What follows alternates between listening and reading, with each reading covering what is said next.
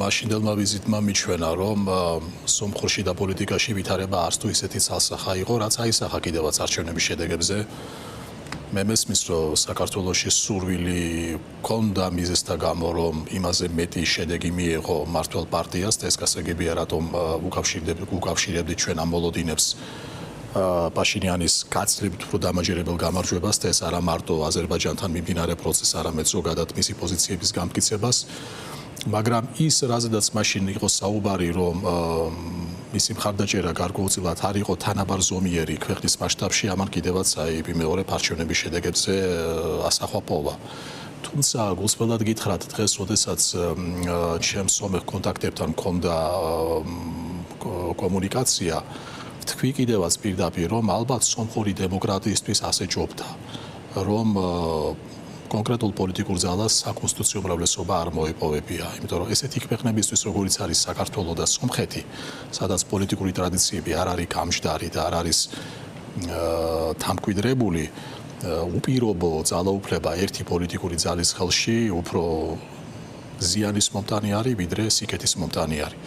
და კიდევ ერთი, გავიხსენოთ პაშინიანის კაპრემიერებიდან რამდენი ქარტეხილი გადაიტანა კონკრეტულად ამ ლიდერმა და შემდეგ პოლიტიკურმა ძალამ. ორი წარუმატებელი სამხედრო კამპანია. ჯერ შუშას განთავისუფლება და შემდეგ უკვე სტეპანაკერტის ამჟამინდელი ხანკენდის სომხური პერსპექტივით დათმობა და აზერბაიჯანის მხრიდან განთავისუფლება. შემდეგ გამოსვლები სომხეთში, როდესაც სიმართლე რო გითხრათ, მე პირადად ისეთი განცდა მქონდა, რომ ხელისუფლებას ვერ შეინარჩუნებდა. მაშინ რამ შეუწყო ხელი პაშინიანის ხელისუფლებაში დარჩენას და იმ შედეგის ჩვენებასაც ჩვენ ვიხილეთ. და ყოველგვარი ზედმეტი სირთულების გარეშე მინდა ვთქვა, რომ ალბათ ხელისუფლების გაადამიანურებამ, ძალიან უშუალო სახის ჩვენებამ. შეიძლება ზოგ შემთხვევაში ეს იყო მომაბეზრებელი, შეიძლება ზოგ შემთხვევაში ეს იყო გამაღიზიანებელი, ჩვენ გვახსოვს სხვადასხვა არაორდინალური გამოვლინებები, მაგრამ მთლიანობაში ის რომ პაშინიანს და მის ხელისუფლებას ერთი რამ გამოარჩევს საქართველოს ხელისუფლებიდან უნარი გავიდეს ხალხში. პირდაპირ ესაუბროს, თვალებში შეხედოს და ჩვენ ნახეთ კიდევაც საარჩევნო კამპანიის დროს არაერთი უსიამოვნო ინციდენტი იყო, როდესაც შეეუნებოდნენ სათქმელს და ესაც უკან არიხევდა. ალბათ ეს არის ერთ-ერთი მთავარი დასკვნა, რაც ჩვენ უნდა გამოვიტანოთ, რომ ხელისუფლების და ძალაუფლების არსი საქართველოში მათ შორის განსხვავებული უნდა იყოს, არა საბჭოთა ყაიდის, არა შეიძლება ბევრი საშუალო ან დიდი ქვეყნებისთვის დამახასიათებელი, მაგრამ ძალიან უშუალო, ძალიან ადამიანური და იმ ემოციური ინტელექტის მატარებელი, რაც შენს თანამოქალაქესთან პირდაპირ კონტაქტს განაპირობებს. ამ გაგებით შეიძლება ითქვას, რომ პაშინიანი თავის პოლიტიკურ საწყისებს დაუბრუნდა, ხო? ანუ იმ პაშინიანს, რომელიც ბოტასები და ზურგჩანქთით დადიოდა მთელი სომხეთის მასშტაბის. გასაგებია, რომ ახლა უკვე როგორც ქვეყნის პირველი პირი ამ გაგებით უკვე სხვა სტატუსით პოზიციონირებდა, მაგრამ დადიოდა, შედიოდა პატარა მაღაზიებში, რამდენიმე ინციდენტი ვნახეთ, როდესაც მისი მოწინააღმდეგე იყო ფლობელი და უთხრა, რომ აქ არ მოკრიდი არაფერსო და გარეთ გადი, მაგრამ არ ერიდებოდა. დღეს ვფიქრობდი ამას რატო აკეთებდა და ჩემს კოლეგებთან როცა ვსაუბრობდი, შეგნებულადაც აკეთებდა ამას. ძალიან სწორი პოლიტექნოლოგიური არჩევანი იყო, მსგავსი ტიპის მინი კონფლიქტების, კარგი გაგებით პოლიტიკური პროვოცირება იწვევდა მთელი კამპანიის განმავლობაში მთელი ფოკუსის მასზე გასწორებას. ის იყო საარჩევნო პოლიტიკური კამპანიის ცენტრში და სხვა კანდიდატები, რომლებიც პირდაპირ გაგებით ზედმეტად მონუმენტურიც არასწორი სიტყვა სტატიურები იყვნენ. ერთ-ერთი მათგანი ისედაც შიდა პატიმრობაში იყო, მაგრამ გარეთაც რო გამოეშვათ, ვიცით ჩვენ მისი საკომუნიკაციო შესაძლებლობები, ბევრი არც ლაპარაკი შეუძლია მილიარდერს და არც ხალხთან კომუნიკაცია. კოჩარიანი ამ ხრივ შედარებით უფრო კომუნიკაბელური ტიპი არის, მაგრამ თქვენ თქვით, რომ შეიძლება ჩვენ უფრო მეტის მოლოდინი, მე პირადად არ მქონდა, გამოგიტყდებით, თუმცა მიზანი მაინც პროგრამა მაქსიმუმი ალბათ იყო საკონსტიტუციო უმრავლესობის მოპოვება. მოდით დავაკვირდეთ იმ კონფიგურაციას, რომელიც ახლა დაჩნდა პარლამენტში 4 პოლიტიკური სუბიექტის შესვლით. მეოთხე არის გაგიკ ცარუკიანი, რომელმაც 4%-იანი ბარიერი ძლივს, მაგრამ გადალახა. დანარჩენი ორის მაჩვენებლები შედარებით უფრო დამაჯერებელია. 9 მანდატი ჭირდება მის მონაპოვარზე დამატებით ახლა ფაშინიანს რომ საკონსტიტუციო უმრავლესობა ჰქონდეს პარლამენტში.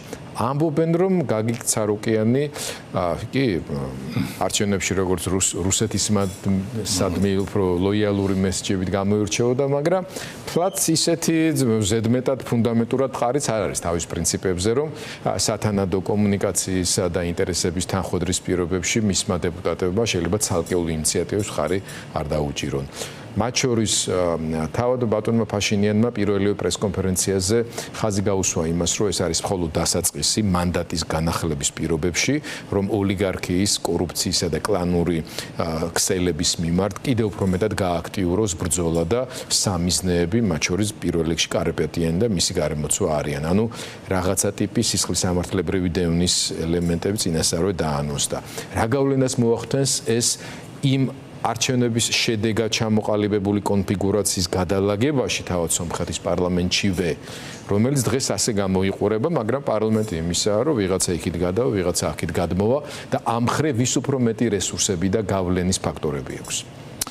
გულახდილად გითხრათ, თავს განსაკუთრებულად ვერ დავდებ სომხეთის საშინაო პოლიტიკის ცოდნაზე, თუმცა ის რაც თქვენ თქვით, რომ მოლოდინი არ იყო, კი მე სწორედ ეს ვიზიტი რომ ვახსენე, აღმოჩნდა რომ თქვათ ერევანი არც თუ ფაშინიანისადმი კეთილგანწყობით იყო და შეიძლება ეს სახალხო დიპლომატია და სახალხო პოლიტიკა უფრო რაიონებზე იყო გათვლილი, რამაც გამოიღო ის შედეგი, რაც გამოიღო.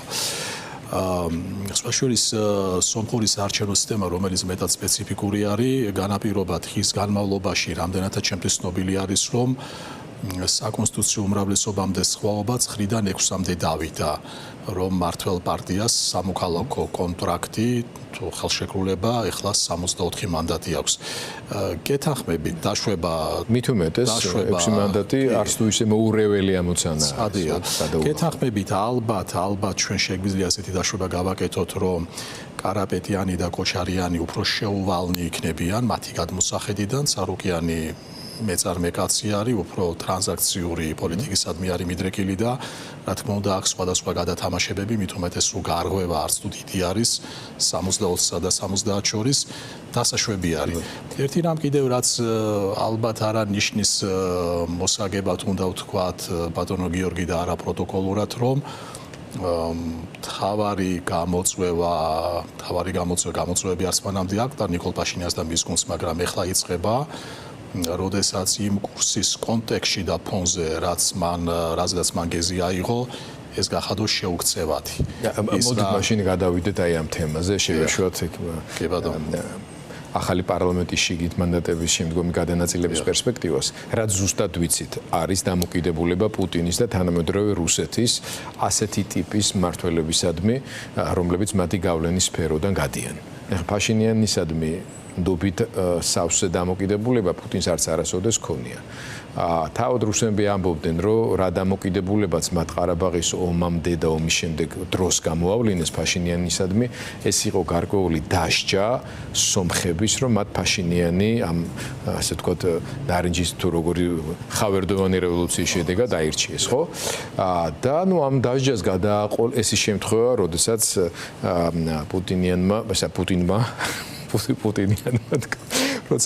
პუტინმა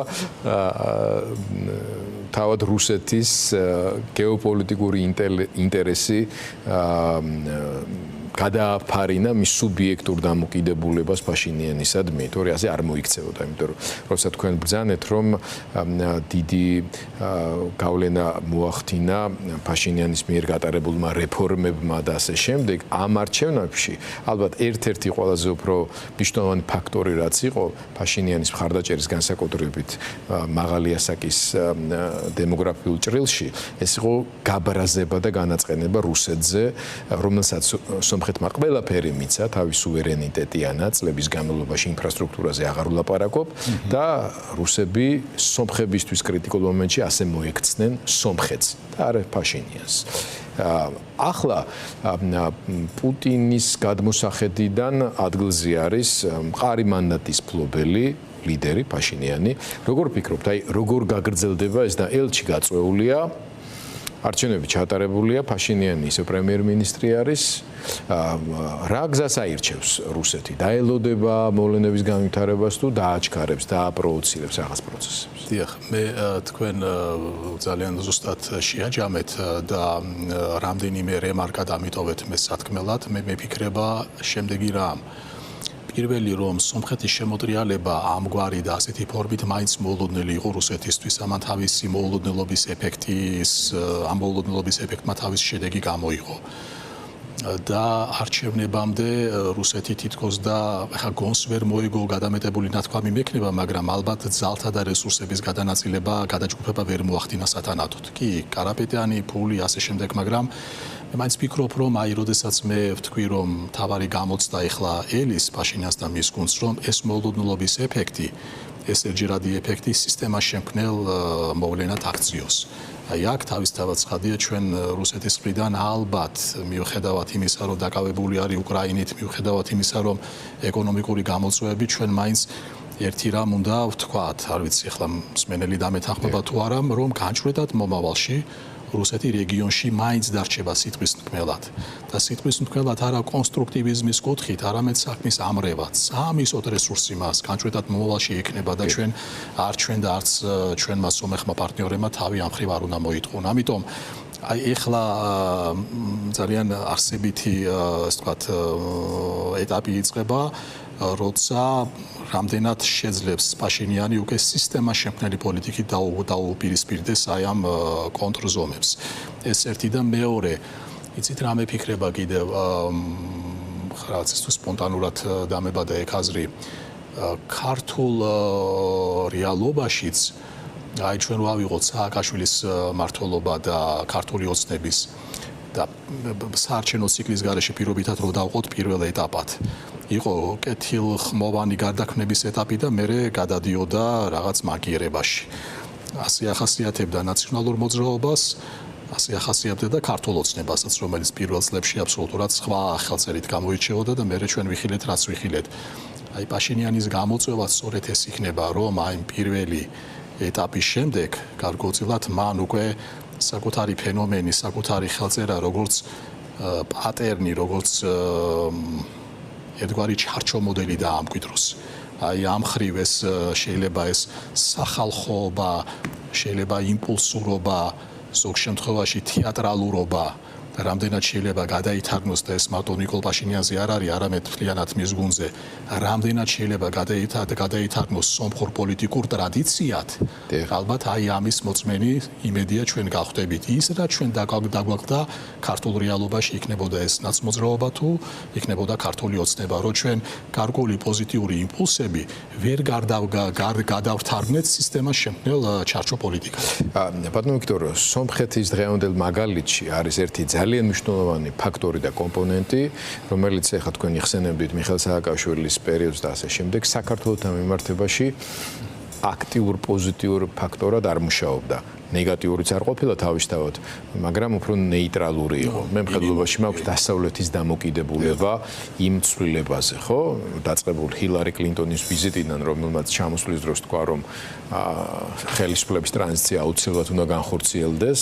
შემდეგ ევროკავშირის, განსაკუთრებით გერმანიის დამოკიდებულება ამ პროცესისადმი პირადად სააკაშვილისადმი და ივანიშვილის მოსვლა ხელისუფლებაში. და ის პირველი წლები ამდენი ხნის განმავლობაში თვალის დევნება და ძალიან შეინელებული და დაგვიანებული რეაქციები. ბევრი დღეს იძახის თავად დასავლეთში, რომ საქართველოს მაგალითი გახდა გაკვეთილი და ამიტომაც ახლა სომხეთთან მიმართებაში უფრო აქტიურად და მკაფიოდ მოქმედებენ. აი სომხეთში განსხვავებით იმ მომენტში საქართველოსგან ოკუპირებულ ტერიტორიებს თუ არ ჩავთვლით, ხო? აი გიუმრის ბაზა ლეგალურ მდგომარეობაში არის. მე სულ მაინტერესებდა, როცა პუტინი იმუქრება, რომ უკრაინის მაგალითი გამეორდება და ასე შემდეგ, საერთო საზღვარი არ აქვს და რანაირად უნდა გამეორდეს ეს უკრაინის მაგალითი, ხო? აი რუსულ პროპაგანდას რო უყურო ტელევიზორში ჩართოთ, სულ ამას იმეორებენ არჩევნებამდე განსაკუთრებით როგორც აშინებდნენ, რომ უკრაინის მაგალითი უკრაინის, ანუ ომი. დამაინტერესა რამდენი სამხედრო მოსამსახურეა გიუმრის ბაზაზე.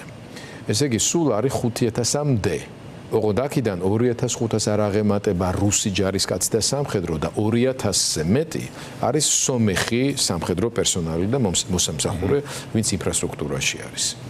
შემდეგ გადავამოწმე და შეუდარებლად დიდი ციფრია არა მარტო სომხეთის შეერაღებული ძალების, არამედ უბრალოდ სამართალდამცავ სტრუქტურაში სომეხი, ასე ვთქვათ, პოლიციელების, უსაფრთხოების სამსახურების და ასე შემდეგ.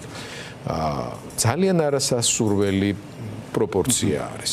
მე სულაც არ ვაკნინებ ხარ რუსეთის სამხედრო ბაზის შესაძლებლობებს ან რაღაცა სხვას, თუმცა ჩემი დაკნინება აღარ ჭირდება. ეხლა იმისთან დაემართათ, რომ საქართველოში მოქმედი პრორუსი ლობისტ პროპაგანდისტებიც კი მოთქვამენ ამას პირდაპირ ეთერში და ყველასთვის ასაჩინოა ეს მდგომარეობა. მაგრამ უძალობის საჭირთ ახლა რუსებს. ფაშინიანს აქვს პერიოდი ფანჯარა, რასაც ქვია პირველ რიგში უკრაინის დამსახურებით. ჩვენ რა მდგომარეობაში ვართ, იმიტომ რომ როგორც ჩანს ფაშინიანი კიდევ უფრო აქტიურად გააგრძელებს ამ სტრატეგიას, ევროკავშირი და შეერთებული შტატები, რაც მნიშვნელოვანია, მათი ინტერესების სომხეთთან მიმართებაში ემთხვევა აქტიურად დაუჭერენ მხარს და ვიღებთ სამხრეთ კავკასიაში აი ესეთ საინტერესო სურათს, როდესაც მხოლოდ საქართველო რჩება იმ მნიშვნელოვან, მაგრამ ხელი შემშლელ რგოლად, რომ ეს სამხრეთ კავკასიის ახალი მოდელი ჩამოყალიბდეს, რომლის ღერძიც იქნება სწორედ ორიენტირება მშვიდობაზე, გრძელვადიან სტაბილურობაზე, რის საწინააღმდეგო ინტერესებიც აქვს რუსეთის ფედერაციას. კი ბატონო. ძალიან საჭირო და აქტუალური კითხვა არის, მოდით მე ვეცდები რომ მაქსიმალურად თქვენ კითხვაზე გავიდე. თუმცა, როდესაც მე ვახსენე რუსეთის ჯერ კიდევ შემორჩენილი რესურსი დესტრუქტივიზმზე, ეს კიდევ ერთხელ მინდა ეს თეზა გავიმეორო და სომხეთთან დაკავშირებით კი თქვენ სწორედ აღნიშნეთ სამხედრო ასპექტები. ალბათ ახლა ესე პირდაპირი ინტერვენცია და ასეთ კლასიკური კონვენციური სამხედრო მოქმედებები ამ ხრივ ძალიან რთულად წარმოსადგენი არის, მაგრამ როდესაც ჩვენ საუბრობთ რუსულ დესტრუქტივიზმზე, ეს არის ინფილტრაციის შეღწევადობის რესურსი სხვადასხვა სტრუქტურებში. მე კი მართალია ნიკოლ პაშინიანმა გარკვეული გადაადგილებები ამ ხრივ გააკეთა, როდესაც გააძლიერა უსაფრთხოების სამსახური, იყო სხვა საკადრო გადაწყვეტილებები, მაგრამ ბოლომდე დარწმუნებული შეუძლებელი ალბათ ვიყოთ, რამდენად გასუფთავებული არის სომხური შესაბამისი სტრუქტურები ასეთი ინფილტრაციისგან. ეხლა ყოველ ჯერზე, როდესაც სომხეთზე საუბრობთ, ბატონ გიორგი, ჩვენ ძალაუნებურად საქართველოსკენ გამორბის ჩვენი გონება და როცა ჩვენ ინფილტრაციაზე ვსაუბრობთ, ჩვენ შემთხვევაში უცნაური პარადოქსი მივიღეთ, რომ სომხეთში სახელმწიფო ნება მაინც არის, რომ ამას წინააღმდეგე და ჩვენთან ყველაფერი ამოტრიალებული არის ამ შემთხვევაში და ჩვენ ორმაგი გამოწვევის წინაშე ვდგავართ. ერთი არის საგარეო გამოწვევა, გარედან მომავალი გამოწვევა, მომდინარე გამოწვევა და მეორე არის შიგნიდან მომდინარე გამოწვევა, რაც აი ჩაბუდებული deep state-ის, ქართული deep state-ის ფორმით გამოიხატება, რომელიც იკვებება პოლიტიკური ფულით, გეოპოლიტიკური ფულით და კრიმინალური ფულით. აი ამის დაძლევა, ხა სადაც ჩვენ სომხურ გამოწვევებზე საუბრობთ, აი მისი მულტიპლიცი, მისი პროექცირება რო გავაკეთოთ ქართულ რეალობაზე, წარმოვიდგინოთ რაოდენ დიდი არის მასშტაბი, რომელსაც ჩვენ ზუსტად ვერ გავზომავთ, მაგრამ გარეგანი ნიშნებით გვექნება წარმოდგენა ეს რაოდენ დიდი და რაოდენ უკიდეგანო არის. ამიტომ ეს აუცილებლად უნდა გავითვალისწინოთ და შევახსენოთ კიდევ ერთხელ ჩვენს აი გავითვალისწინოთ და მოდით ამაზე ვკონცენტრირდეთ ჩვენი საუბრის დანარჩენ ნაწილში. მე სომხეთის ნაწილში სიმართლე გითხრათ, თავად საფრთხე და პრობლემა პერსონალური უსაფრთხოების თემა მგონია ფაშინიანთან მიმართებაში. მეცმეტეს სომხეთს უახლეს ისტორიაში ეს სამწუხარო ტრაგიკული გამოცდილება აქვს, როცა პარლამენტში ავტომატურად გადასხრილეს. მაგრამ რაც შეეხება საქართველოს მიმართებაში მიუხედავად აი ამ საქართველოსზე მინდა ეხლა რო კონცენტრირდეთ. სიმძიმის ამ განცხადებებს, ამ შეფასებებს, რასაც მე და თქვენ ვაკეთებთ ამ ეთერის განმავლობაში, ისეთ აი პადაღებული ფრაზა არის, ყოველი კრიზისი იძლევა შესაძლებლობების ფანჯარას და ჩვენც ამ შემთხვევაში ჩვენ თავსაც უნდა შევახსენოთ და ჩვენ დასავლელ პარტნიორებსაც, როგორც არ უნდა განვითარდეს დასავლეთის ურთიერთობები აზერბაიჯანთან, როგორც არ უნდა განვითარდეს დასავლეთის ურთიერთობები სომხეთთან, როგორც შოუკეისთან. საქართველოს რეგიონში მაინც ერთგვარ ბექ-ოფისად უნდა დარჩეს. იმიტომ რომ ჩვენ ვართ ამ სამყაროს ბუნებრივი ინტერესებისა, ჩვენ ბექ-ოფისი შეიძლება იქ ბევრი ტენდენცია ისეთი იყოს, რაც საჩვენებელი იყოს და სადემონსტრაციო, მაგრამ გადაზღვრებისათვის, უზრუნველსაყოფისათვის ქართული ელემენტი ჩაქსოვილი რეგიონულ კონტექსტში, უბრალოდ აი ამის გარეშე ეს დასავლური ინტერესი აქ ბოლომდე ფეხს ვერ მოიჭრებს. აი ეს როგორ გავაგებინოთ ახლა ჩვენს დასავლელ პარტნიორებს. მე ვიცი რომ თქვენს კოლეგებს, თქვენს გაერთიანებაში, რომელთა შორისაც ბევრი რამდენიმე მნიშვნელოვანი ფიგურაა, რომელიც მაღალ თანამდებობებზე იყო, დიპლომატიური გამოცდილების მქონენი არიან, ინარჩუნებენ ან კავშირებს და მათ შორის ჩვენი დასავლელი პარტნიორები თქოს ეკითხებიან არასწორი სიტყვა, მაგრამ ინფორმაციას ცვლიან, ასე ვთქვათ. აი რა უნდა აუხსნათ, რა უნდა ვანახოთ და აი შეერთებული შტატების გააქტიურება ამ თვალსაზრისით, რომელსაც უკვე როგორც ჩანს, მაინც ისეთ სისტემური ინსტიტუციონალური ხასიათი მიეცა. რა პროცესს აჩქარებს? აი ბევრი გამოთქვავს მოსაზრებას, რომ ივანიშვილი და ეს ხელისუფლების რეჟიმი შევიდა იმ ფაზაში, როდესაც მანევრირების სივრცე ძალიან შეეზღუდა, იქით რუსეთი, აქეთ ირანი თავისი აქტიურობით და იმ მოლოდინებით და ვთქვათ, რომელიც აქვთ ამ ხელისუფლების მოქმედებებთან მიმართებაში და იქით უკვე შეერთებული შტატები, რომელიც კი ამბობენ ესენი, რომ ჩამოყალიბდეს ამერიკას რა უნდა ჩვენთან რეგიონში და ჩვენთან მიმართებაშიო და ამერიკა ჩამოყალიბდა, მანამდე როგორც ჩანს არაოფიციალურად მიცეს ის ჩამონათვალი, მე უკვე საელჩოს მეშვეობით ოფიციალურადაც გამოაქვეყნეს. რა ვიცი, წერა-კითხვის უცოდნიერები ისინი არ არიან ამდვილად, ხო? აი რა რესურსი აქვს, ან სურვილი თუ აქვს თავად ივანიშვილის ხელისუფლებას გაითვალისწინოს თუნდაც ნაწილობრივ ეს მოთხოვნები იმისთვის, რომ ჩემი აზრის მათთვის ძალიან მნიშვნელოვანი ფაქტორი შეერთებული შტატებისა რამენაირად გაანეიტრალო. ესე იგი, პირველ რიგში გახშირებული კონტაქტები ბოლო პერიოდის ეს არ არის ცუდი ნიშანი, დავიწყოთ ამით. ეს ნიშნავს იმას, რომ ჩვენ ამერიკული და ზოგადად დასავლური ინტერესთა რადარებიდან ბოლომდე ჩამოწერილი არ ვართ. კი, გასაგებია, რომ პირველი რიგიდან გადავინაცვლეთ სადაც უკანა რიგებში, მაგრამ ესეც ამ შემთხვევაში არც თუ ამ ვითარებაში არც თუ ცუდი შედეგი არის, ეს ერთი. ამ ხრივ რომ ოპტიმიზმი გავიღვიოთ საკუთარ თავში. მეორე ელემენტი ამერიკამ პრინციპში გამოკვეთა თუნდაც ბოლო ვიზიტის დროს მისი ინტერესები, როდესაც თქვა, რომ მე მჭირდება ინვესტიციები ქვეყანაში, კომერცია, უსაფრთხოების საკითხები და მავნე გავლენებისგან ძალისხმევა, თავის არიდებაზე ძალისხმევა. ამის წინაპირობა არის დათქვა პოლიტიკური სტაბილურობა, ასვაშო ეს ფრაზა, რომელსაც ძალიან ასდა სხვადასხვაობა მოყვა და ისეთ ვითარებაში აღმოჩნდით, რომ თვითონ განცხადება იმდენად თავისებური იყო და სპეციფიკური, რომ ორივე მხარე, როგორც სახელისუფლო, ასევე ოპოზიციური იმ მონაკვეთებს კითხულობდა და ციტირებდა, რაც მას აწყობდა. თუმცა ამის ასეთი ინტერპრეტაციის საშუალება თვითონ ამერიკელებმა დაგვიტოვეს. ყოველ შემთხვევაში ჩვენ პლუსად გვაქვს ის, რომ ვიცით მათ რა უნდათ ჩვენგან. ეს უკვე წინ გადადგმული ნაბიჯი არის. ყოველ შემთხვევაში ეს არის დეკლარირებული ამოცანა. ეხლა ჩვენ რა უნდა დავუხვედროთ მათ არგუმენტად, რომ ეს ინტერესები შესრულდეს და ინტერესები შესრულდეს არა მარტო მათი გადმოსახედიდან, არამედ ის, რომ ინვესტიცია ჩვენ გვჭირდება, ის რომ უსაფრთხოების განმტკიცება გვჭირდება, ის რომ კომერციული კავშირების განმტკიცება გვჭირდება, ეს ალბათ ქართულ ინტერესებში შედის. ჩვენ თავარი ორი რამ, რაც უნდა ალბათ შეიძლება სხვა არგუმენტებიც იყოს, არის ის, რომ რაოდენ არ უნდა ვადეკლარირებდეთ ჩვენ ამერიკელები ყოველ შემთხვევაში ამ ინტერესებს, ნებისმიერი ინტერესის შესრულება მოითხოვს ქართული მხრიდან სათანადო მოქმედებებს. სათანადო მოქმედებები ვერ იქნება უნდობლობის და არაპროგნოზირებადობის პირობებში. ეს არის ალბათ მთავარი კონტრარგუმენტი, რაც ქართულმა ოპოზიციურმა აზრმა უნდა დაუპირისპიროს ამერიკულ აზრს, რომელიც ეცდება, რომ ტრანზაქციურობა გადაიყვანოს ქართულ ოცნებასთან ისეთ სიბრტყეში, რომელიც ჩვენთვის შეიძლება იყოს ბოლომდე არც თუ მისაღები. ამიტომ ეს არის არსებითი ელემენტი, რომ ნებისმიერი ასეთი ურთიერთობა სტაბილურად შეიძლება იყოს მხოლოდ ნდობით და პროგნოზირებადობის მაღალი ხარისხით აღჭურვილი ხელისუფლების პირობებში. არც ნდობა არსებობს და პროგნოზირებადობის კუთხითაც პრობლემაა. კიდევ ერთი ელემენტი, რაც ყოველ შემთხვევაში კერძო საუბრებში მე ხშირად განვითარებ ამ თემას და ესე მგონია მე არა ვარ ახლა განსაკუთრებულ უმცირესობაში. რაოდენ არ უნდა იყოს მაღალ ეშელონებში სურვილი ხელის ჩამორთმევისა და ამ ყბადაღებული ტრანზაქციურობისა, ამერიკელმა პარტნიორებმა უნდა გაითვალისწინონ ერთი რამე, რომ ნებისმიერი შეთანხმება ხელისუფალთან. მიუხედავად ლეგიტიმაციისადმი შეკითხვებისა, იქნება მყარი, შეუქცევადი მხოლოდ ერთ შემთხვევაში. თუ ეს ხელისუფლება დაალაგებული იქნება საკუთარ მოსახლეობასთან, ექნება ნდობა და მხარდაჭერა საკუთრის საქართველოს მოსახლეობის მხრიდან.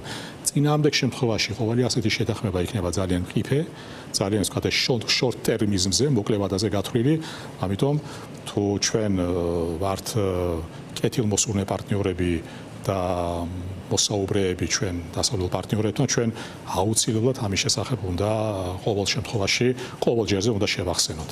თუ ქართულ ოცნებას ამის რესურსი არ აქვს და ჩვენ ვხედავთ, რომ ქართულ ოცნებას ამის რესურსი რეალურად არ აქვს, იმიტომ რომ ბოლო ვიზიტის შემდეგ ჩვენ ვნახეთ ის შეფასებები, რაც იგივე პრემიერ ყობახიძემ გაახმოვანა, ეს შეფასებები და განცხადებები სიმართლე რო გითხრათ, მყარ ზრახვებზე ან ზაობაზე რომ რეალურად გადატვირთვა მოხდეს ამ ურთიერთობებში, ამაზე არ მოწმობს. ამიტომ მაშინ უნდა დადგეს დღის წესრიგში სხვა საკითხი.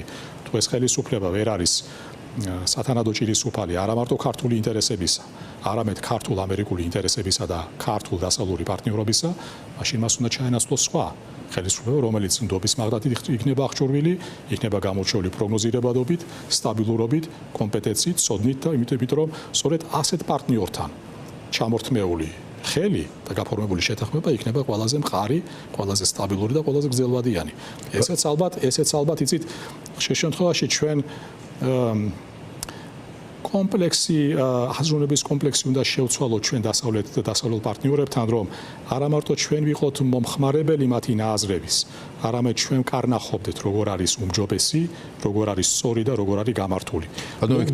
ნუგონია ჩვენ რომ ჭეშმარიტების წყარო ყოველთვის მეორე მხარეს არის ჭეშმარიტების წყარო და ეს თქვა ერთგვარი შემშველებელი აზროვნების კუთხით შეიძლება ჩვენ მხარესაც მოიძებნოს. აი მე თქვენს ამ დათქმაში თუს ამოვაგდებდი ჩემი მხრიდან და თუ ეს ხელისუფლება არ არის საქართველოსა და ქართულ-ამერიკული ურთიერთობების და ქართულ-დასავლური ურთიერთობების ჭირისუფალი და ასე შემდეგ, ამ თულს უკვე ამოვრიცხავდი და ვიტყოდი, რომ არ არის. იმიტომ რომ ნახეთ, ემპირიული დაკვირვებით, გამოცდილებით საკუთარ ტყავზე და ამ ქვეყნის ბედზე დაკვირვების შედეგად შემიძლია დიდი ალბათობით კი არა, დაჟინებით დავარწმუნო ნებისმიერი არგუმენტირებულად, რომ არ არის. მაგრამ ეს ჩემი პოზიციაა.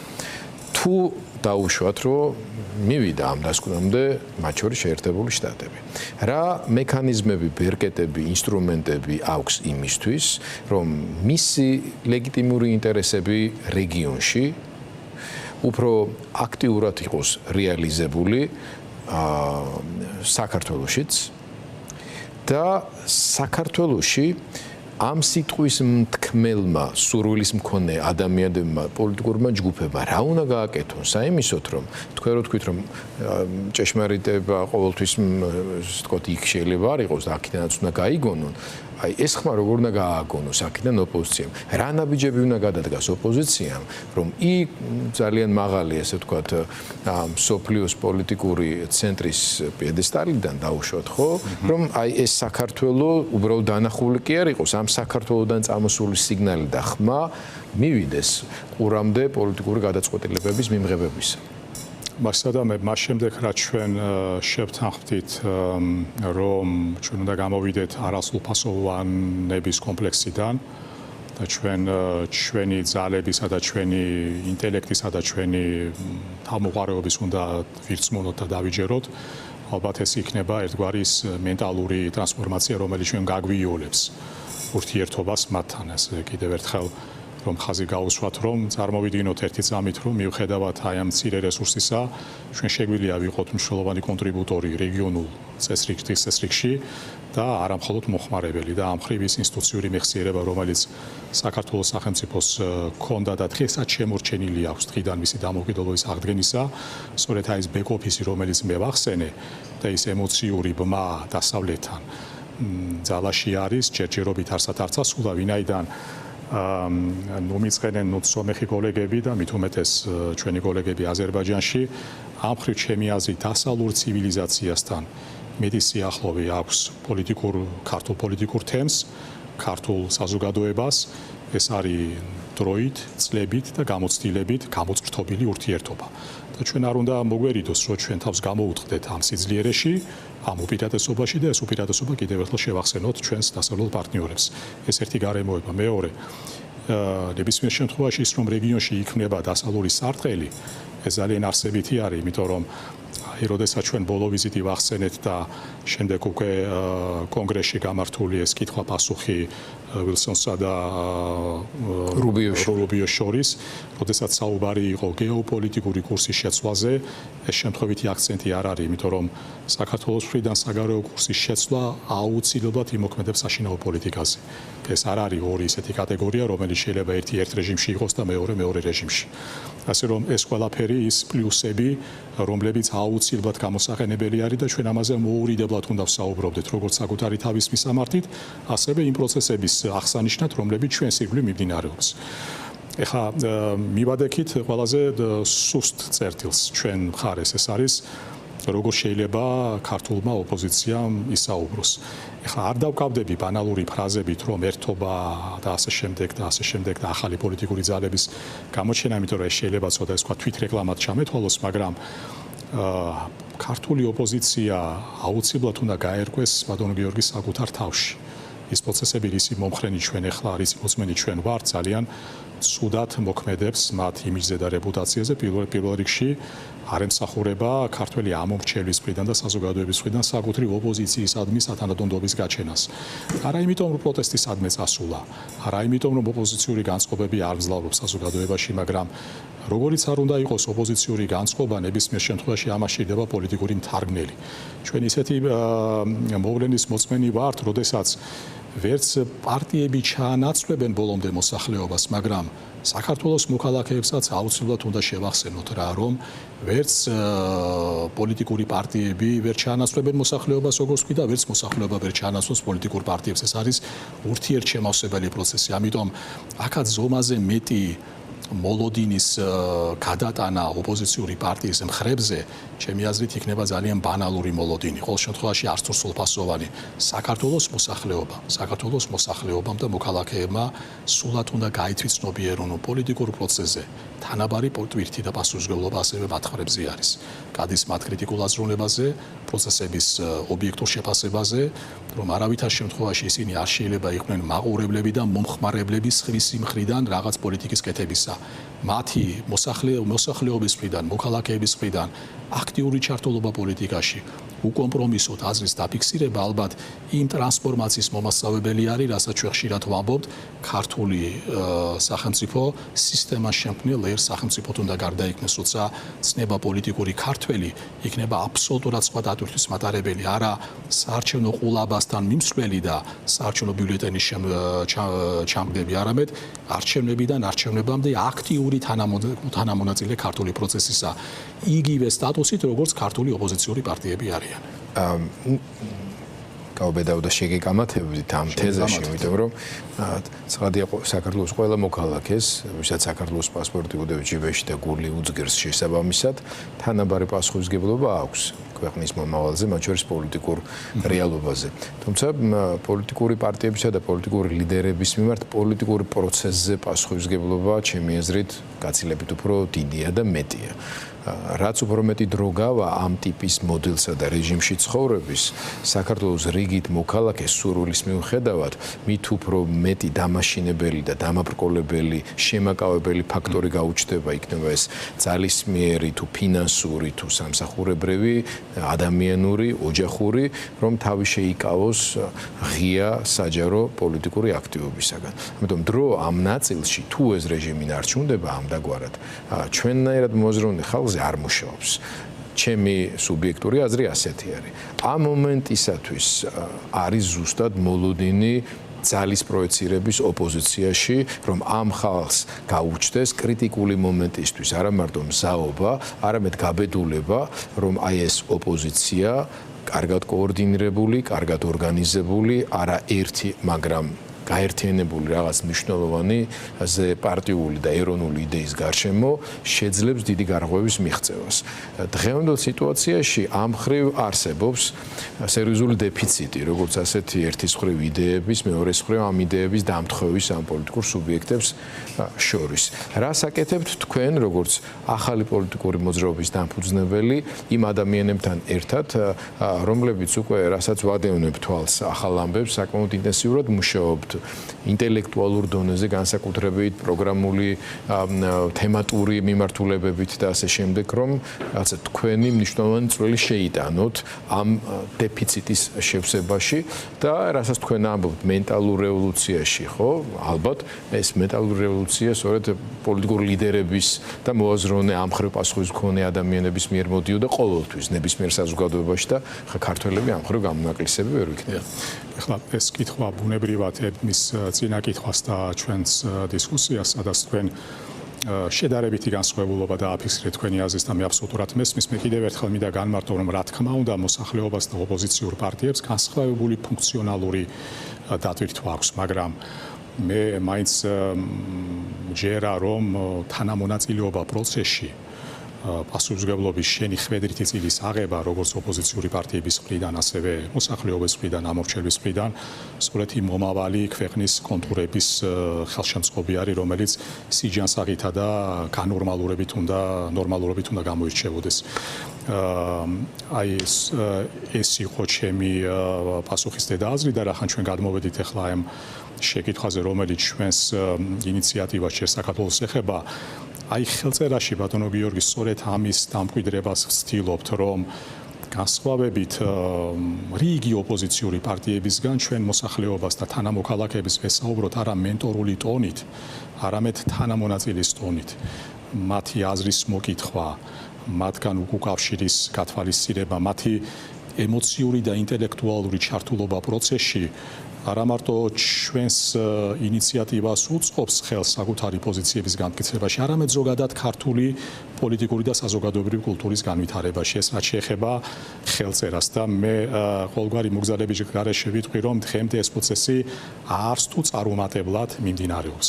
რაც შეეხება უფრო სხვა, მოდი ასე ვთქვათ, სისტემას შემქმნელი პოლიტიკის საკითხებს, დიახ, ჩვენ პრეტენზია გვაქვს ინტელექტუალურ პოლიტიკაზე, დიახ, ჩვენ პრეტენზია გვაქვს იმაზე, რომ ხანდახან ჭარბად შეიძლება ზოგისთვის ჭარბად აკადემიურები ვიყოთ მიდგომაში, მაგრამ მე ფიქრობ, რომ ინტელექტუალური შიმშილი და აკადემიური ეს სიცარიელე არის სწორედ ის დანაკლისი, რომელიც არ უწყობს ხელს ქართული პოლიტიკური აზრის განვითარებას და სხვადასხვა ხედვები, რომლებიც ჩვენ სხვადასხვა მიმართულებებით შევიმუშავეთ და უკვე მე რამდენი კვირა არის ჩვენ უშუალო შეხვედრებს ვატარებთ სწორედ იმ თანამონაწილეობის პრინციპიდან გამომდინარე, რაც მე აღვნიშნე, უჩვენებს ერთს, რომ ჩვენი საუბარი არა მარტო ცვლილებების აუცილებლობაზე არის კონცენტრირებული, არამედ ცვლილებების შემდგომ პროცესებზე, თუ როგორი იქნება სურათი, როგორი იქნება კონკრეტული დარგი თუ მიმართულება, მას შემდეგ რაც ზოგად ეროვნულ მასშტაბში მოხდება ჩვენთვის ეს ოდენ საჭირო ცვლილებები.